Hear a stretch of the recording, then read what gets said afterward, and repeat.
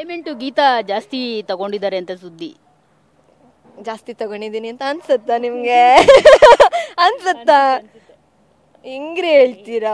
Demand ಜಾಸ್ತಿ ಇದೆಯಲ್ಲ, ನೀವೇ ಹಂಗ ಅನ್ಕೊಂಡಿರೋದಪ್ಪ. ಇವಾಗ ಹೊರಗಡೆ ಬಂದ್ಮೇಲೆ ಸ್ವಲ್ಪ ಡಿಮ್ಯಾಂಡ್ ಇದೆ, ಒಳಗಡೆ ಹೋಗುವಾಗ ಅಷ್ಟು ಡಿಮ್ಯಾಂಡ್ ಇರಲಿಲ್ಲ. ಹಾಗಾಗಿ ಓಕೆ, ಸ್ಯಾಟಿಸ್ಫೈಡ್, ಅಂದರೆ ಖುಷಿಯಾಗೇ ಹೋದೆ, ಖುಷಿಯಾಗೇ ಬಂದೆ.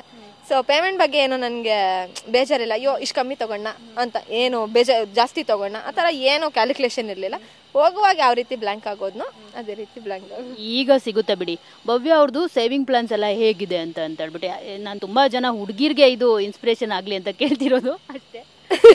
ಟು ಬಿ ಫ್ರ್ಯಾಂಕ್, ನಾನು ಏನೂ ಸೇವ್ ಮಾಡಿಲ್ಲ. ಬಿಕಾಸ್ ಹೆಂಗೆ ಅಂದರೆ ಲೈಫು ಇವಾಗ ಮಿಡ್ಲ್ ಕ್ಲಾಸ್ ಜೀವನ ಹೆಂಗೆ ಗೊತ್ತಾ ರೀ, ಹಿಂಗೆ ಬರುತ್ತಾ ಹಿಂಗೆ ಹೋಗುತ್ತೆ, ಇಷ್ಟು ಬರುತ್ತಾ ಇಷ್ಟು ಕಮಿಟ್ಮೆಂಟ್ಸ್ ಮಾಡ್ಕೊಳ್ತೀವಿ, ಇಷ್ಟು ಬರುತ್ತಾ ಇಷ್ಟೇ ಕಮಿಟ್ಮೆಂಟ್ಸ್ ಮಾಡ್ಕೊಳ್ತೀವಿ. ನನ್ನ ಜೀವನ ಪೂರ್ತಿ ಅಷ್ಟೇ, ಇಷ್ಟು ದುಡ್ಡು ಬರ್ತಿತ್ತಾ ಇಷ್ಟು ದುಡ್ಡಿಗೂ ಅಷ್ಟೇ ಕಮಿಟ್ಮೆಂಟ್ಸು.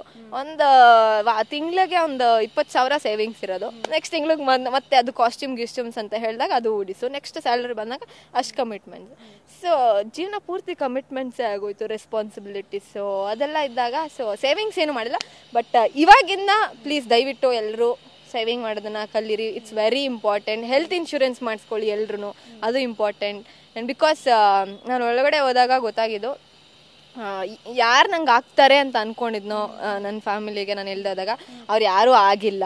ಸೊ ಈ ಥರದೊಂದು ಸಿಚುಯೇಷನ್ಸ್ ಆಗುತ್ತೆ, ಅದನ್ನೆಲ್ಲ ನೀವು ಫೇಸ್ ಮಾಡಬೇಕು. ಸೊ ಹಾಗಾಗಿ ನಮ್ಗೆ ಇರ್ತಾರೆ ಇವರು ನಮ್ಮ ಲೈಫ್ ಲಾಂಗು, ನಮಗೆ ಒಂದು ಫ್ರೆಂಡಾಗಿ ನಿಲ್ತಾರೆ ಹಾಗೆ ಹೇಗೆ ಅಂತ ಏನು ಅಂದ್ಕೊಂಡಿರ್ತಾರೋ ಖಂಡಿತವಾಗ್ಲೂ ನಿಮಗೆ ಕಷ್ಟ ಅಂತ ಬಂದಾಗ ಇರೋದಿಲ್ಲ. ಸೊ ಎಲ್ಲದಕ್ಕೂ mentally physically prepare ಆಗಿಬಿಡಿ. 3 months 4 months ಯಾವ ಥರ ಮೇಂಟೈನ್ ಮಾಡಿದ್ರಿ ಭವ್ಯ? ಪ್ರಕಾಶ್, ನನ್ನ 3 months 4 months ಮನೆಯವ್ರ ಪಾಪ ತುಂಬ ಕಷ್ಟಪಟ್ಟು ಇದು ಮಾಡಿದ್ದಾರೆ. ನನ್ನ ಫ್ರೆಂಡ್ಸ್ ಒಂದು 2-3 ಜನ ಅವರೆಲ್ಲ ಹೋಗಿ ಮಾಡಿದ್ದಾರೆ. ಬಟ್ ಅದೇ ಹೇಳಲ್ವಾ, ಒಂದು ಫ್ರೆಂಡ್ಸ್ ಆಗಿ ಸಪೋರ್ಟಿವ್ ಆಗಿ ನಿಲ್ತಾರೆ ಅಂತ ಅನ್ಕೊಂಡಿದ್ದೆ. ಬಟ್ ಹೊರಗಡೆ ಕೂತ್ಕೊಂಡು ನನ್ನ ಬಗ್ಗೆನೇ ಮಾತಾಡಿದ್ದು ಅದೆಲ್ಲ ನೋಡಿದಾಗ ವೆರಿ ಬ್ಯಾಡ್. ಅಂದರೆ ಈ ವ್ಯಕ್ತಿಯಿಂದ ಹಿಂಗಾಯ್ತಾ, ಇವ್ರು ಹಿಂಗೆ ಮಾತಾಡಿದ್ರು, ಅವ್ರು ಹಂಗೆ ಮಾತಾಡಿದ್ರು ಅನ್ಕೊಂಡು. ಅದೇ ಅಂದರೆ ಯಾರನ್ನೂ ಈಸಿಯಾಗಿ ನಂಬೇಡಿ. ಇವ್ರು ನಮ್ಗೆ ಆಗ್ತಾರೆ ಅಂತ ಬ್ಲೈಂಡಾಗಿ ಯಾರನ್ನೂ ನಂಬೇಡಿ. ಬಟ್ ನೀವು ಬಿಗ್ ಬಾಸ್ ಮನೇಲಿದ್ದಾಗ ನೀವು ಎಮೋಷನಲ್ ಆಗೋದನ್ನ ನೋಡಿ, ನೀವು ಇದನ್ನೆಲ್ಲ ಹೇಳ್ಕೊಳ್ಳೋದು ನೋಡಿ, ಇದೆಲ್ಲ ಡ್ರಾಮಾ, ಅವ್ರು ಆರಾಮ್ಸೆ ಚೆನ್ನಾಗಿದ್ದಾರೆ, ಏನಿಲ್ಲ ಅಂತ ಹೇಳ್ತಾ ಇದ್ರು, ಕಷ್ಟ ಏನಿಲ್ಲ ಭವ್ಯ ಅವ್ರಿಗೆ ಅಂತ. ಇವಾಗ ಒಂದು ಮುಖ ನೋಡಿ ಮಣೆ ಹಾಕ್ಬಾರ್ದು ಅಂತ ಹೇಳ್ತಾರಲ್ಲ, ಎಕ್ಸಾಕ್ಟ್ಲಿ ನನ್ನ ಲೈಫ್ ಲಾಂಗ್ ಅದೇ ಆಗಿರೋದು. ಮುಖ ನೋಡಿ ಮಣೆ ಹಾಕೋದು. ಇವಳಿಗೇನು ಕಮ್ಮಿ ಗೊರೋ, ಚೆನ್ನಾಗಿದ್ದಾಳೆ, ಒಳ್ಳೆ ಒಂದು ಬಟ್ಟೆ ಹಾಕೋದ್ರಿಂದ ಜಡ್ಜ್ ಮಾಡ್ತಾರೆ. ಇಲ್ಲ, ಬಟ್ಟೆ ಹಾಕೋದ್ರಿಂದ ಯಾರನ್ನೂ ಜಡ್ಜ್ ಮಾಡಿಬಿಡಿ. ಒಳಗಡೆ ಯಾವಾಗಲೂ ನಗ್ತಿರ್ತಾಳೆ, ಇನ್ನೇನು ಕಷ್ಟ ಇರುತ್ತೆ. ನಗೋದ್ರಿಂದ ಎಲ್ರಿಗೂ ಹತ್ಕೊಂಡು ಯಾವಾಗಲೂ ಕಷ್ಟ ತೋರಿಸ್ಬೇಕು ಅಂತ ಇದೆಯಾ? ಇಲ್ಲ, ನನ್ನ ಪ್ರಾಬ್ಲಮ್ಸ್ ನನಗೆ ಇರಲಿ. ನಾನು ಯಾಕೆ ಎಲ್ಲರ ಹತ್ರ ಹೋಗಿ ನಂಗೆ ಇಷ್ಟು ಪ್ರಾಬ್ಲಮ್ಸ್ ಇದೆ, ಅಷ್ಟು ಪ್ರಾಬ್ಲಮ್ಸ್ ಇದೆ, ನಂಗೆ ಫಿನಾನ್ಷಿಯಲಿ ಇಷ್ಟು ಕಮ್ಮಿ ಇದೆ ಅಂತ ಎಲ್ಲರ ಹತ್ರ ನಾನು ಯಾಕೆ ಹೇಳ್ಕೋಬೇಕು? ಹೇಳ್ಕೊಂಡಾಗ ನನಗೆ ಯಾರಾದರೂ ದುಡ್ಡು ಕೊಡ್ತಾರಾ? ಅಥವಾ ನನ್ನ ಪ್ರಾಬ್ಲಮ್ಸ್ನ ಬಂದು ಸಾಲ್ವ್ ಮಾಡ್ತಾರೆ? ಇಲ್ಲ, ಯಾರೂ ಮಾಡೋದಿಲ್ಲ. ನನ್ನ ಪ್ರಾಬ್ಲಮ್ಸು ನಾನೇ ದುಡಿಬೇಕು, ನಾನೇ ಕಟ್ಟಬೇಕು, ನಾನೇ ಅದನ್ನೆಲ್ಲ ನಿಭಾಯಿಸ್ಬೇಕು ಅಂದಮೇಲೆ ನಂದು ನನಗೆ ಇರಲಿ. ಏನು ಯಾರ ಹತ್ರ ಒಬ್ರ ಹತ್ರ ಅಲ್ಲಿ ಏನಂದರೆ ಇನ್ನೊಂದು ವಿಚಾರಗಳನ್ನ ಹೇಳ್ಕೊಳ್ಳೋದಕ್ಕೂ ಭಯ ಆಗ್ತಿದ್ದು. ಬಿಕಾಸ್ ಒಂದು ಸಿಂಪತಿಯಿಂದ ಹೋಗ್ತಿದ್ದಾರೆ, ಈ ಥರದ್ದೆಲ್ಲ ಒಂದು ಸ್ಟೇಟ್ಮೆಂಟ್ಸ್ ಬರುತ್ತೆ ಅನ್ನೋ ಕಾರಣಕ್ಕೆ ನಾನು ಹೆಚ್ಚಿಗೆ ಯಾರ ಹತ್ರ ಏನೂ ಶೇರ್ ಮಾಡ್ಕೊಂಡಿಲ್ಲ. ಅವಳಿಗೆ ಒಂದು ಟೆನ್ಷನ್ ಏನಿದ್ದು ಅಂದರೆ ಮನೇಲಿ ಹೆಂಗೆ ಮೇಂಟೈನ್ ಮಾಡ್ತಿದ್ದೆ, ನಾನು ಇಲ್ಲಿ ಒಳಗೆ ಬಂದಿದ್ದೀನಿ, ಯಾವ ರೀತಿ ಆಗ್ತಿದೆ ಅನ್ನೋ ಟೆನ್ಷನ್ಸ್ ಇತ್ತು. ಬಿಕಾಸ್ ಅಷ್ಟು ದೊಡ್ಡ ರೆಸ್ಪಾನ್ಸಿಬಿಲಿಟಿ ಬಿಟ್ಟು ಒಳಗಡೆ ಹೋದಾಗ. ಬಟ್ ಈ ಮಾತಾಡೋರಿಗೆ ಏನು ಮಾತಾಡ್ತಾರೆ, ನಾನು ಹೋಗಿ ಅವ್ರ ಹತ್ರ ನನಗೆ ಇಷ್ಟು ಪ್ರಾಬ್ಲಮ್ಸ್ ಇದೆ ನೋಡಿ ಅಂತ ಎಲ್ಲ ತೋರಿಸೋದಕ್ಕಾಗಲ್ಲ. ದಟ್ಸ್ ಓಕೆ ಅಷ್ಟೆ. ನೀವು ಹೇಳ್ತಾ ಇದ್ರಿ ಅಕ್ಕನ ಮದುವೆ ರೆಸ್ಪಾನ್ಸಿಬಿಲಿಟೀಸ್ ನನಗೆ ಇದೆ ಅಂತ ಹೇಳ್ಬಿಟ್ಟು, ಆ 20 ಲಕ್ಷ ಕೊಟ್ಟರಲ್ಲ ಲಾಸ್ಟಲ್ಲಿ, ಅದೇನಾದರೂ ಇದ್ದಿದ್ರೆ ಭವ್ಯ ಅವ್ರು ಏನಾದರೂ ತೊಗೊಳ್ತಾ ಇದ್ರು ಅದನ್ನ? ಯಾಕಂದರೆ 20 ಲಕ್ಷ ಇದ್ರೆ ಆರಾಮ್ಸೆ ಒಂದಷ್ಟು ಆಗುತ್ತೆ.